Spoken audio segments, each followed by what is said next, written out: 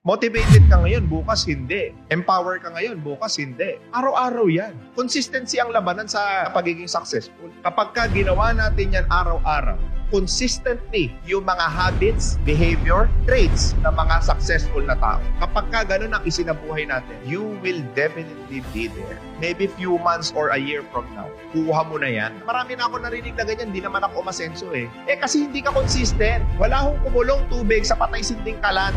Pag di na po ang ganong problema, consistent pa rin. Kasi papasan at makukuha mo rin yan. Exercise. Every day, you have to commit yourself. Every single day. Kailangan mong yakapin yung buhay ng successful. Ano ba ibig sabihin na pag niyakap mo yung success? Pag niyakap mo na yung success, immune ka na sa mga problema ang kakaharapin.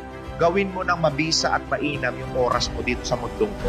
Because we only have limited time left in our lives.